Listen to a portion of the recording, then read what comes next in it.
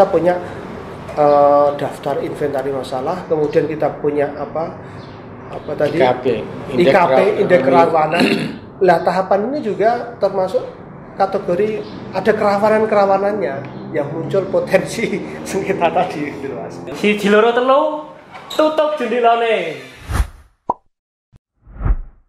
Assalamualaikum Pak Kasmian. Waalaikumsalam Mas Fauzi. Selamat pagi atau selamat siang atau selamat malam ini. Tergantung nguploadnya ini hari awal ini. Apa kabar Pak Kasmian? Alhamdulillah kabar baik, sehat. Alhamdulillah sehat. Ya. Di setiap diskusi kita masalah sengketa per bulan itu Pak Kasmian nggak pernah absen. Selalu mendampingi, bukan mendampingi, selalu menjelaskan bagaimana potensi-potensi sengketa atau tema-tema dari bulan Maret sampai November kali ini. Yang kedua itu ada Pak Din. Selamat pagi Pak Din. Selamat pagi Mas Fauzi. Alhamdulillah sehat ya Pak Din. Sehat alhamdulillah. Di tema November ini kita akan bahas tentang potensi itu Pak. Potensi sengketa, tahapan pemilu dan pilkada. Maksud dari potensi yang terjadi di pemilu dan pilkada itu seperti apa Pak Din? Oh iya. Oke, menyapa dulu ya sahabat Bawaslu dimanapun berada. Ini mungkin di episode podcast divisi penyelesaian sengketa ya di akhir November ini. Ini menarik, ini nanti kita diskusikan bersama. Ada Pak Kasmian juga selaku Kordifnya. Nah, tema kali ini kenapa kok mengangkat tentang potensi sengketa pada tahapan pemilu dan pemilihan? Karena memang perlu kita diskusikan terkait dengan apa saja sih yang kira-kira potensi-potensi yang akan terjadi dalam setiap tahapan pemilu maupun pemilihan ya. Utamanya adalah terkait dengan sengketa. Sengketa dia ada sengketa proses pemilu maupun sengketa proses pilkada ya. Begitu.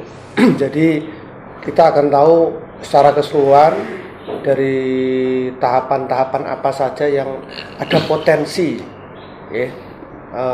sengketa proses itu. Di antaranya tahapan yang berpotensi di adanya sengketa proses itu adalah yang pertama potensi dalam tahapan pemutaran data pemilih.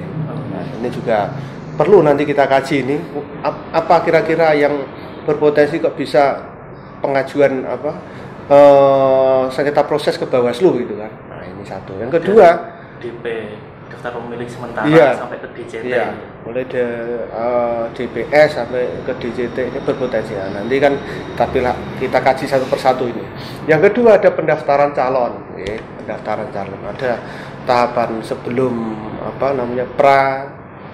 bakal calon atau calon, ini juga berpotensi nanti. Ini juga butuh dikaji secara mendalam, banyak sekali potensinya ini. Kemudian yang ketiga ada pada tahapan kampanye, ini juga sama. Tahapan kampanye, kemudian masa tenang, kemudian tungsura. Tungsura ini kan seringkali juga menjadikan potensi permasalahan ketika nanti sengketa hasil di Mahkamah Konstitusi. Nah, ini terkait dengan sengketa hasil. Kemudian penetapan hasil pemilu dan pemilihan ini juga berpotensi sebenarnya terkait dengan sengketa hasil di MK.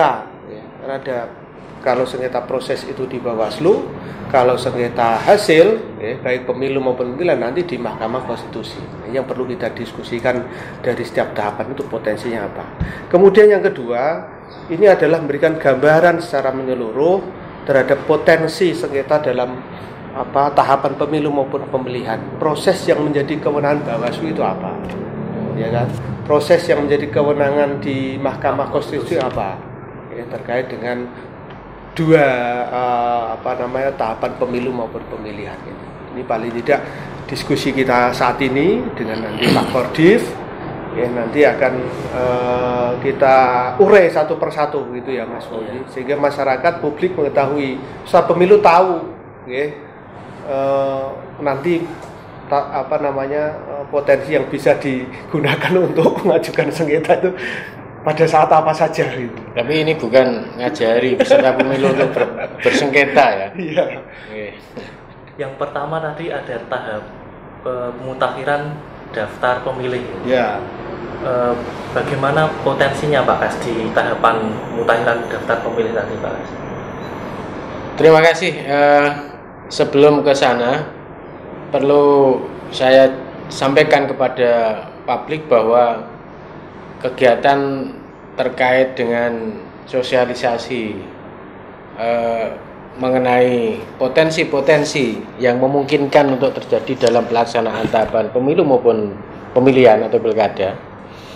Ini Bawaslu Kabupaten Kudus sebagaimana amanat Undang-Undang 7 tahun 2017 di ketentuan pasal 101 itu di huruf A itu Bawaslu memiliki tugas untuk melakukan pencegahan dan penindakan.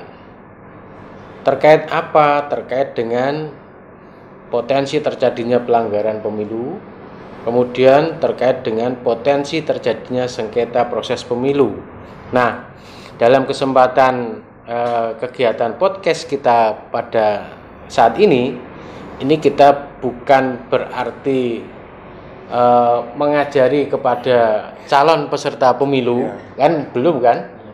Untuk bersengketa di Bawaslu bukan, akan tetapi tujuan Bawaslu adalah memberikan edukasi, pemahaman kepada calon peserta pemilu maupun calon peserta yang akan berlaga di dalam pemilihan kepala daerah maupun masyarakat umum agar memahami dan mengetahui terkait dengan potensi-potensi yang memungkinkan dapat timbul proses sengketa pemilu dan pemilihan yang bila mana nanti mereka melakukan pencarian keadilan hukum pemilu ini bisa ditempuh di Bawaslu Kabupaten Kudus. Nah, itu kalau di tingkat kabupaten. Kemudian di dalam ketentuan pasal 103 Undang-Undang 7 tahun 2017 di huruf C itu di dalam kewenangan Bawaslu, tugas Bawaslu terkait dengan Bawaslu Kabupaten Kota ini konteksnya ya, terkait dengan proses sengketa ini Bawaslu memiliki tugas untuk melakukan pemeriksaan ya, menerima dulu ya, memeriksa, memediasi atau mengadjudikasi dan memutus penyelesaian sengketa proses pemilu di wilayah kabupaten kota. Ini yang terkait dengan apa yang menjadi kompetensi dari Bawaslu Kabupaten Kota. Itu satu. Kemudian publik juga harus paham terkait dengan sebetulnya siapa subjeknya, apa objeknya di dalam proses pengajuan sengketa itu. Ini harus kita urut terlebih dahulu, baru kita nanti akan main ke potensi-potensinya.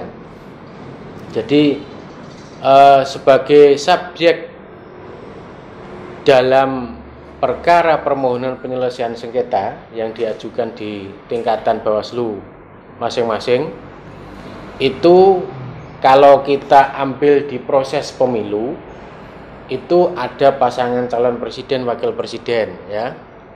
Kemudian ada partai politik ya, partai politik ataupun calon calon partai politik peserta pemilu. Kemudian kalau perseorangan berarti calon anggota DPD. Ini bisa menjadi subjek. Kemudian kalau di dalam pemilihan atau pemilihan kepala daerah, ini pasangan calon ataupun partai pengusungnya bisa menjadi subjek. Nah, kemudian objek yang bisa menjadi objek sengketa proses pemilu maupun pemilihan ini sebetulnya adalah seluruh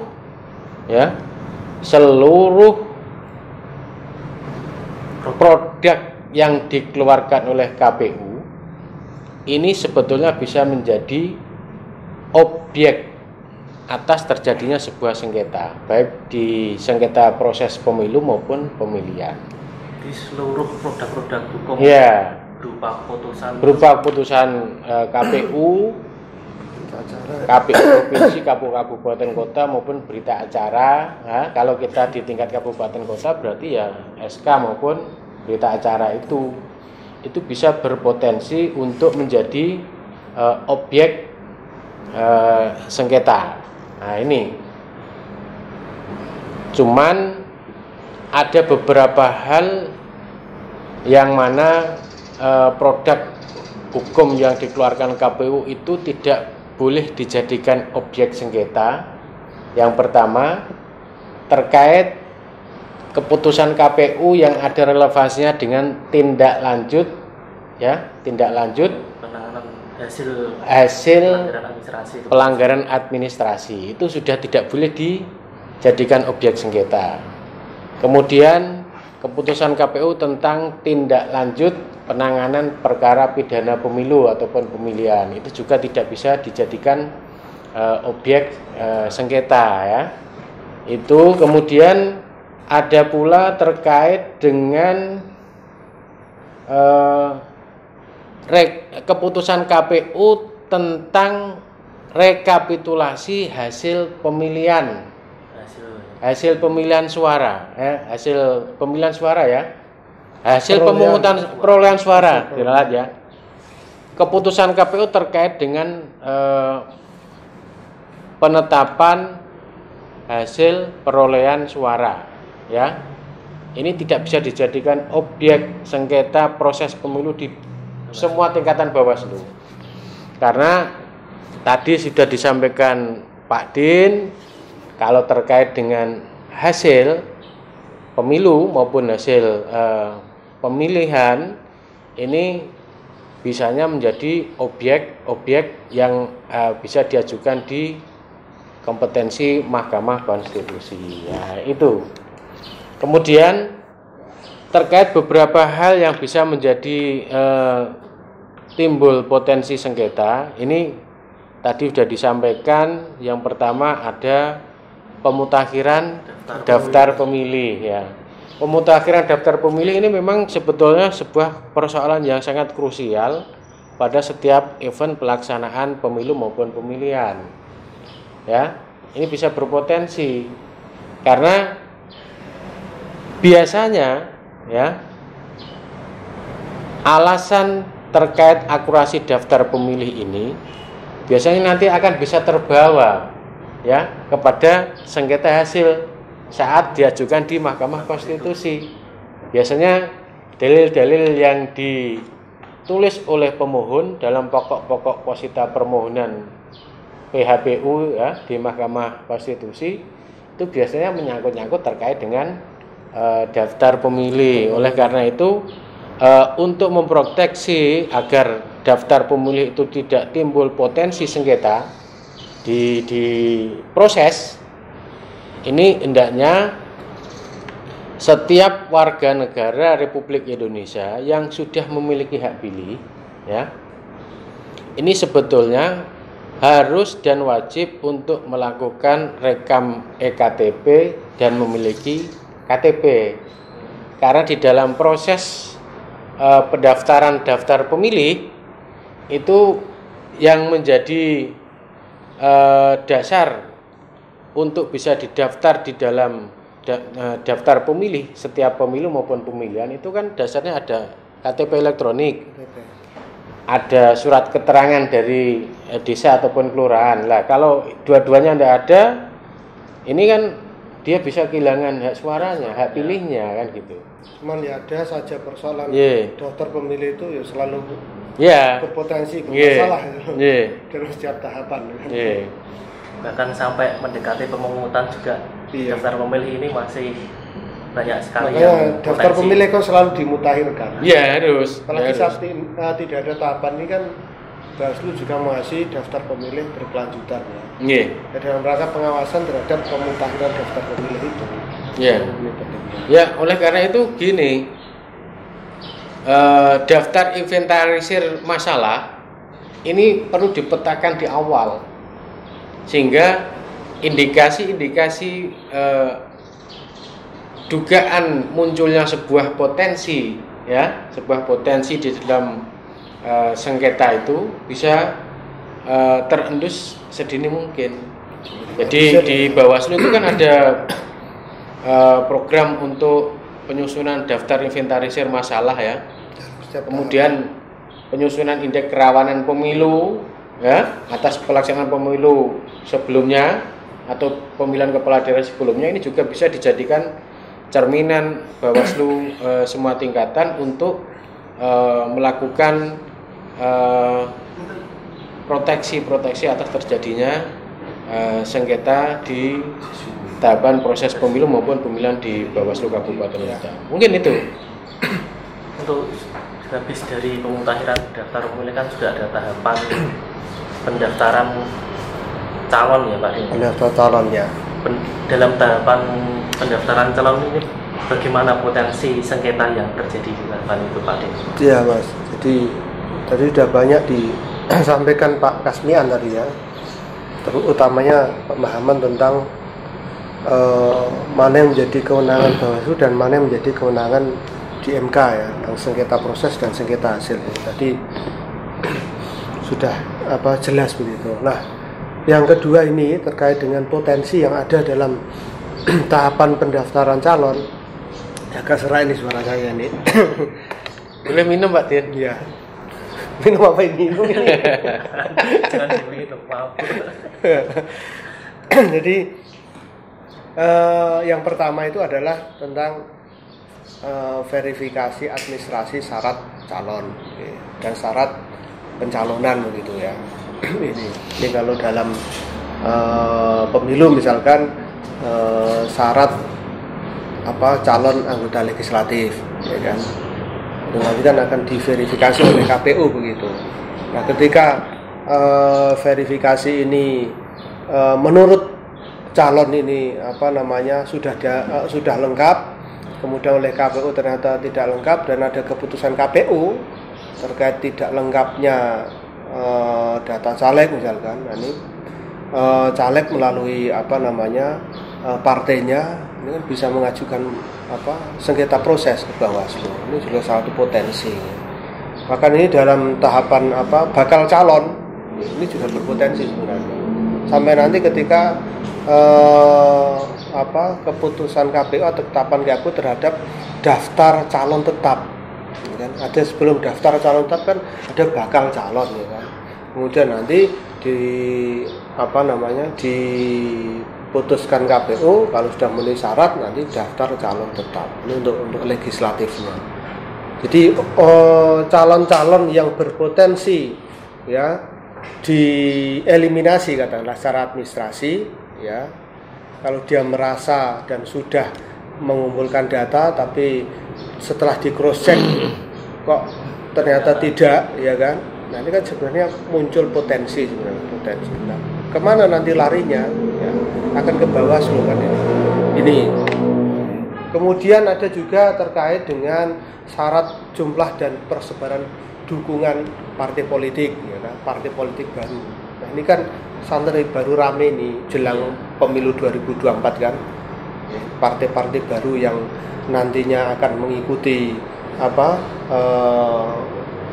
pesta demokrasi kalau bagi masyarakat kita di tahun 2024 ini kan nanti akan mengajukan syarat-syarat administrasi ke KPU. Ya. Jadi kalau masyarakat atau organisasi pengen membuat partai setelah mendapatkan surat resmi dari Kemenkumham, SK dari Kemenkumham, mereka bisa mengajukan menjadi peserta pemilu. Tapi nanti syarat-syarat itu harus dipenuhi sesuai dengan ketentuan yang berlaku, kan, ditentukan oleh peraturan KPU. Nah, dalam proses ini nanti KPU akan melakukan verifikasi administrasi dan verifikasi faktual untuk menentukan apakah partai politik baru ini layak, ya, atau tidak layak, ya, dia menjadi peserta pemilu, ya kan. Ini kan panjang prosesnya ini, berapa bulan prosesnya dalam tahapan ini. Lah, ketika nanti putusan KPU bahwa partai A katakanlah ini tidak tidak memenuhi syarat untuk menjadi partai peserta pemilu, calon peserta pemilu. Nah, nanti ini kan ketika diputuskan oleh KPU melalui keputusan KPU tidak memenuhi syarat, ini kan berpotensi kemana akan lari mengajukan sengketa ini. Nah, ini juga berpotensi akan mengajukan sengketa proses ke Bawaslu.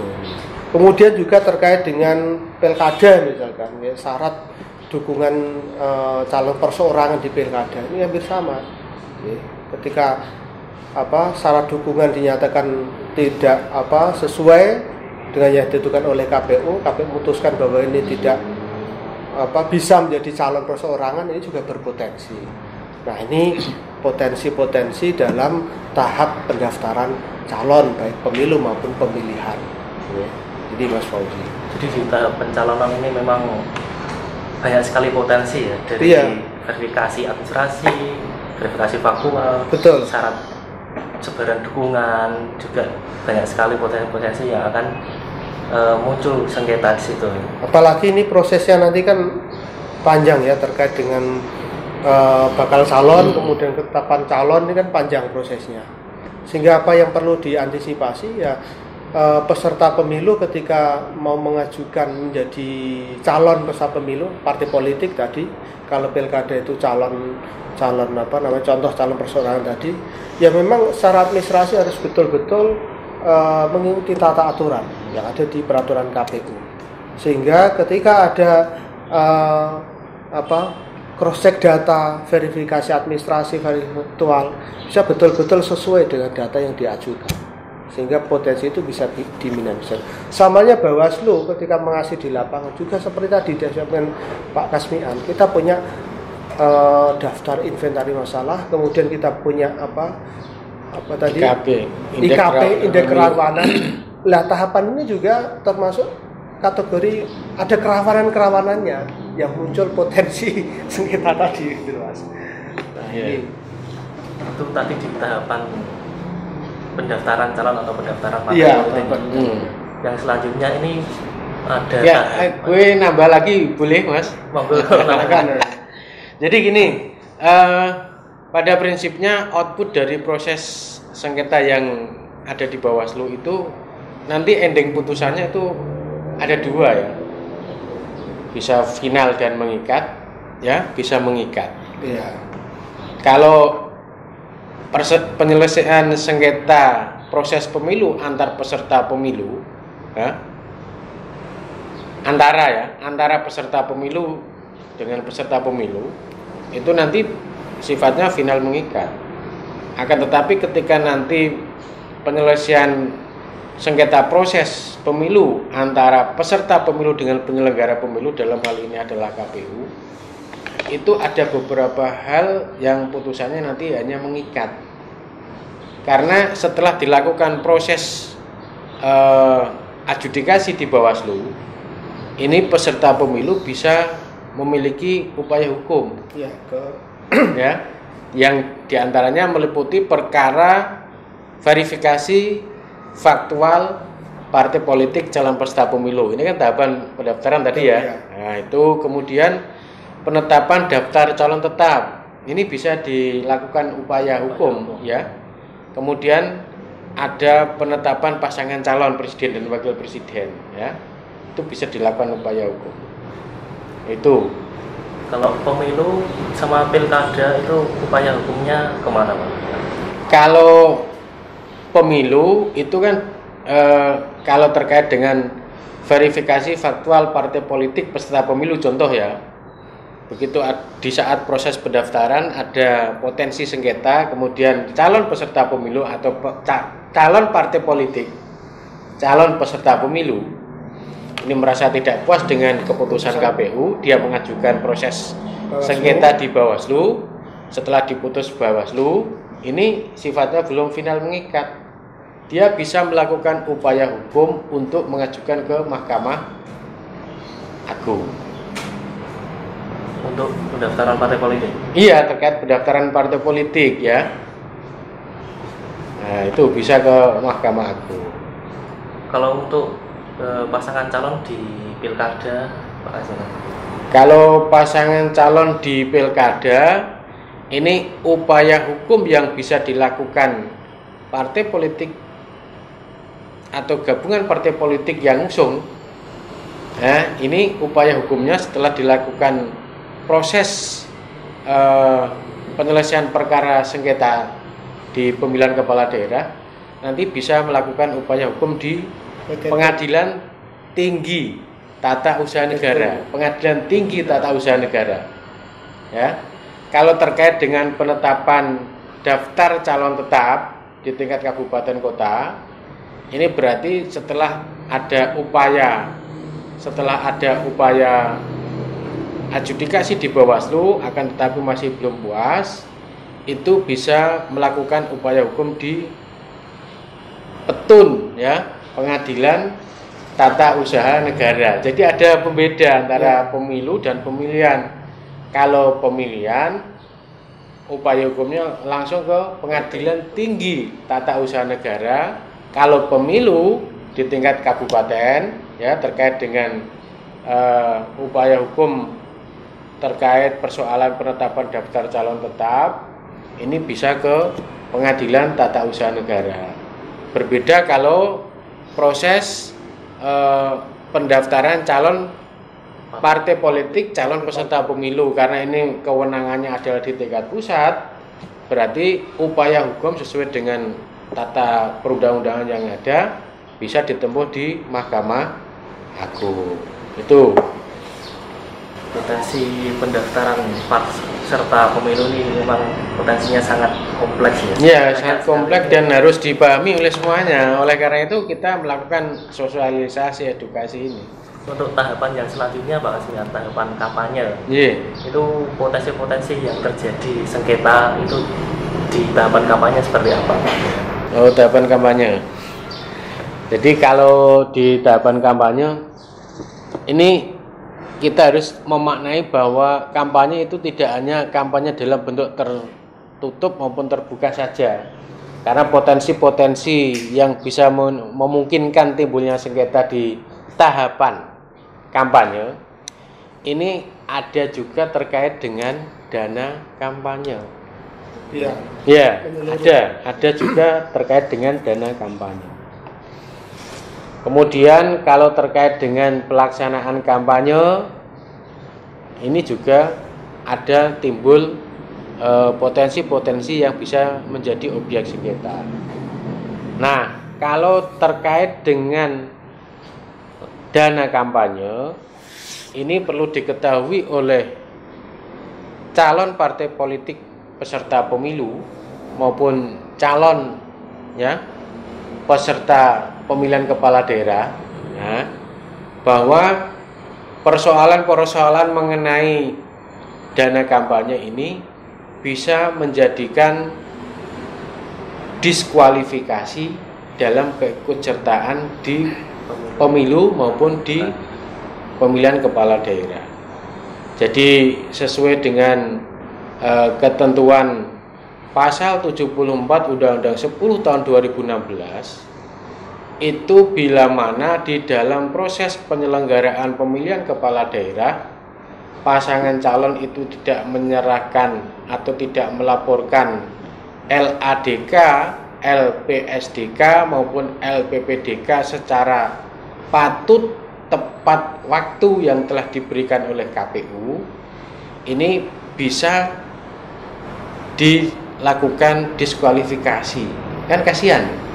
Oleh karena itu kami berharap kepada semuanya, terlebih ini partai-partai pengusung nanti ataupun peserta pemilu yang akan berlaga di dalam penyelenggaraan pemilihan umum 2024 nanti, taati, ya, patuhi terkait dengan aturan-aturan dana kampanye.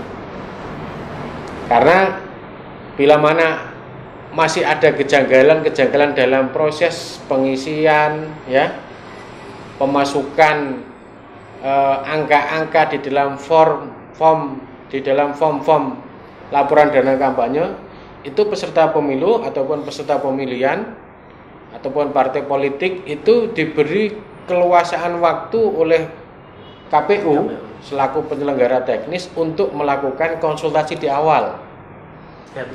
Iya, ada helpdesk-nya ya terkait dana kampanye itu. Ini harus dimanfaatkan semaksimal mungkin. Jangan sampai hal itu tidak dilakukan, akhirnya terlambat bahkan atau tidak melakukan laporan dana kampanye, ini nanti bisa didiskualifikasi, kan kasihan. Padahal nanti kan dana kampanye itu juga ada audit khusus. Iya, ya, itu harus itu ya. Kemudian kalau sesuai dengan ketentuan Undang-Undang 7 tahun 2017 pasal 334 itu di ayat 2 disebutkan bahwa partai politik peserta pemilu itu wajib memberikan laporan awal dana kampanye atau istilahnya LADK dan laporan khusus dana kampanye ya LKDK itu ada jeda waktu paling lambat 14 hari ya 14 hari sebelum hari pertama jadwal pelaksanaan kampanye dalam bentuk rapat terbuka. Itu aturannya itu. Biasanya di dalam proses penyerahan itu kan aturan teknis di KPU ada batasan waktu jam ya. Nah, ini yang menjadi persoalan. Terlambat tidak sesuai dengan ketentuan jam yang diatur oleh KPU, ini juga bisa menjadi potensi masalah. Contoh, bila mana laporan awal dana kampanye harus diserahkan kepada KPU Kabupaten X pada hari ini, tanggal ini, pukul 18.00 WIB contoh ya. Sampai malam itu pengalaman tahun kemarin pengawasannya. Iya, itu kalau terlambat sedikit pun nanti ini bisa menjadi timbul potensi sengketa. Awalnya itu kan ada pembatasan jam ya. Terus begitu ada perkara sengketa yang masuk di Bawaslu, pemanaan jam itu akhirnya dimaknai hari. Sehingga jumlah waktunya itu 24 jam. Ya. Kalau di pemilu 2019 kemarin itu kelihatannya batasan waktunya pada fase awal itu pukul 18.00.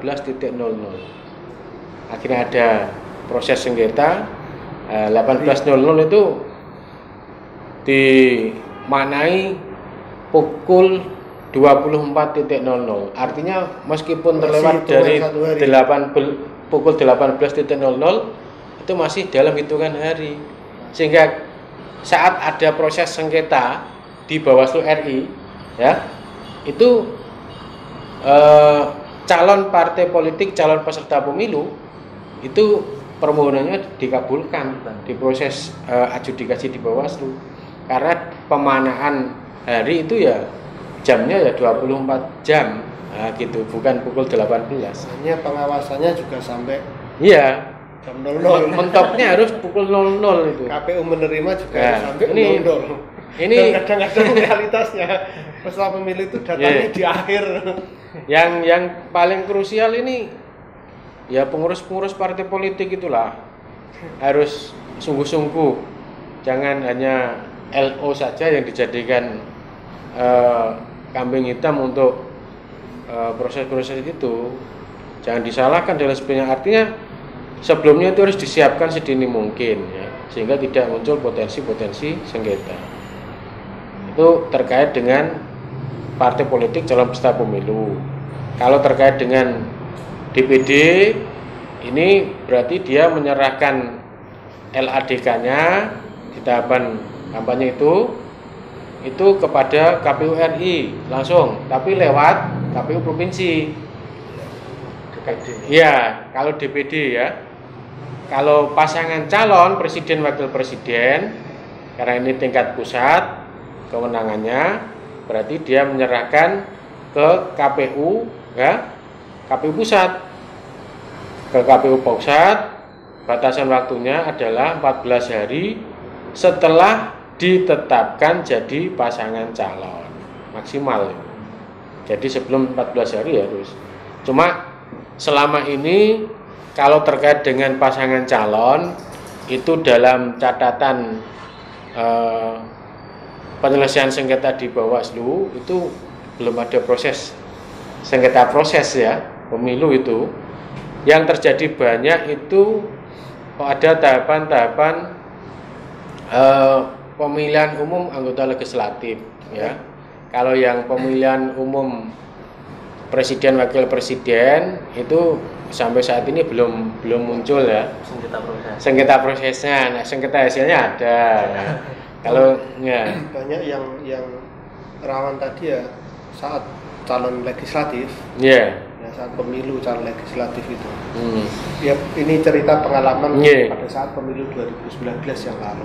Ya, memang sangat krusial sekali. Bahkan partai politik peserta pemilu bila mana nanti tidak menyerahkan laporan awal dana kampanye itu di ketentuan pasal 338 Undang-Undang 7 tahun 2017 itu di sana jelas itu dibatalkan itu dari kepesertaannya ini. Diskualifikasi. Iya. Itu kasihan itu. Di dalam sengketa kan juga ada sengketa antar peserta pemilu dengan peserta pemilu. Iya. Di tahapan kampanye juga ada pemilihan lokasi kampanye, betul, ada pemasangan APK, itu juga termasuk potensi terjadi sengketa. Potensi juga. Antara peserta juga. Ya. Jadi pada tahapan kampanye, khususnya di kampanye dalam bentuk pemasangan alat peraga kampanye ya, maupun kampanye terbuka dalam bentuk penentuan zona-zona lokasi yang dibuat kampanye terbuka ini bisa memungkinkan potensi sengketa ya, bisa memungkinkan potensi sengketa. Akan tetapi nanti proses penyelesaian potensi-potensi sengketa yang terjadi terkait dengan sengketa lokasi kampanye, sengketa pemasangan alat peraga kampanye, ini nanti mekanismenya bisa diselesaikan dengan penyelesaian sengketa dengan acara cepat ya. Kalau tidak perlu ada adjudikasi. Kalau adjudikasi ya nanti rampungnya tahapan sudah rampung baru selesai. Jadi nanti mekanismenya Bawaslu kabupaten kota bisa memberikan pelimpahan kewenangan kepada Panwaslu kecamatan untuk melakukan penyelesaian sengketa pada tahapan pemilu dengan mekanisme penyelesaian sengketa dengan acara cepat. Jadi dilakukan penyelesaian di tempat saat itu juga. Kalau melalui mekanisme adjudikasi, mediasi itu ya nanti tahapan proses sengketa di Bawaslu belum rampung, kegiatan kampanye sudah rampung. Padahal itu harus segera diselesaikan. Iya, segera diselesaikan. Oleh karena itu di dalam proses penyelesaian sengketa tahapan ini, tahapan kampanye ini, itu memang di Bawaslu dikenal ada istilah penyelesaian sengketa dengan acara cepat. Jadi nanti pengawas pemilu tingkat kecamatan akan dibekali mekanisme tata cara untuk melakukan penyelesaian sengketa dengan acara cepat. Ya, itu nanti gitu, Pak Din dan Mas Fauzi. Jadi perlu dipahamkan untuk semuanya saja. Salah contoh ya Mas ini. Misalkan ada peserta pemilu atau tim tim kampanye ya, contoh tadi ketika ada permasalahan APK antara satu peserta dengan peserta lain yang saat itu di tempat yang sama dan terjadi bentrok ya kan, terjadi bentrok, ini merasa ini tempat saya gitu kan, kan harus perlu diselesaikan dengan cepat kan. Nah ini yang pakai mekanisme acara cepat itu. Ini kadang-kadang dan di lapangan ini terjadi gitu. Nah perlu memang nanti pelimpahannya ke pengawas tingkat kecamatan karena secara wilayah mereka lebih akan tahu di mana posisinya, kemudian bagaimana penyelesaiannya di saat itu juga gitu kan, karena ini butuh dimusyawarahkan secara cepat. Tadi setelah tahapan kampanye Pak, ada tahapan masa tenang sebelum ke pemungutan suara. Di tahapan masa tenang ada muncul sengketa ada muncul potensi sengketa yang terjadi nggak Pak Barudin di situ? Iya, sebenarnya tadi ya di awal saya sampaikan, jadi hampir setiap tahapan dalam pemilu maupun pemilihan ini kan muncul potensi sengketa, baik itu sengketa proses ataupun sengketa hasil. Salah satunya adalah kalau sengketa proses terkait dengan pencalonan, kampanye, pemutar data pemilih. Nah ini saat ini bagaimana kalau dalam tahapan masa tenang ini? Masa tenang juga sebenarnya juga ada potensi-potensi mas sebenarnya. Tidak hanya potensi sengketa saja, ya sengketa proses saja, tapi justru ada potensi pelanggaran pidana malah. Katakanlah misalkan begini, ada calon yang melakukan kampanye di dalam masa tenang, ya kan, dengan money politik, ya, pasal 523 Undang-Undang 7 2017 itu juga apabila ada peserta pemilu ya melakukan money politik itu ancaman pidana itu contoh potensi pidana. Kemudian juga ada potensi kampanye di luar jadwal, ya kan? Masih berkampanye. Iya. Masa tenang kan masa di mana peserta pemilu tidak boleh melakukan kampanye begitu. Sebenarnya di pasal 492 Undang-Undang 7 2017, setiap orang yang dengan sengaja melakukan kampanye pemilu di luar jadwal, ya, yang telah ditetapkan oleh KPU provinsi, KPU kabupaten kota, untuk setiap peserta pemilu sebagaimana dimaksud pada pasal 276 ayat 2 Undang-Undang 7 ini, itu dipidana dengan pidana kurungan paling lama 1 tahun dan denda paling banyak 12 juta. Lah, unsur pasal 276 ayat 2 ini adalah 276 ayat 2 ini terkait dengan dua hal. Yang pertama adalah iklan media cetak, media massa elektronik dan internet. Yang kedua adalah rapat umum. Jadi ketentuan tentang dua kampanye ini itu kan sudah diatur di dalam Undang-Undang 7 ini, dilaksanakan selama 21 hari dan berakhir sampai dengan dimulainya masa tenang. Artinya dua ini, ya, metode kampanye tidak boleh dilakukan di luar jadwal. Kalau ini dilakukan di luar jadwal, ini berpotensi adanya pelanggaran tidak pidana pemilu. Nah ini potensi yang bisa saja terjadi, ya, di hari tenang, gitu. Karena metode kampanye ini misalnya beriklan di media cetak atau media massa elektronik atau di internet atau rapat umum, ini tidak boleh karena sudah ada ketentuannya. Ini satu. Yang kedua, bisa saja ada potensi misalkan APK yang belum dibersihkan, belum diambil oleh peserta pemilu, karena di masa tenang seluruh APK tidak boleh dipasang. Dan ini kan sebenarnya kewajiban peserta pemilu untuk menurunkan, untuk mengambil, ya kan? Bukan kewajiban Bawaslu ya? Bukan kewajiban Bawaslu, tapi prakteknya masa tenang yang membersihkan Bawaslu dan Pol PP. Sebenarnya di dalam aturan yang berkewajiban menurunkan ya yang masang kan peserta pemilu ya. Nah ini kadang-kadang terjadi ada APK peserta A, peserta pemilu A masih terpasang, berbersihkan, dan ada laporan dari peserta pemilu yang lain. Muncullah potensi PSAP di sini. Nah ini butuh diselesaikan secara cepat.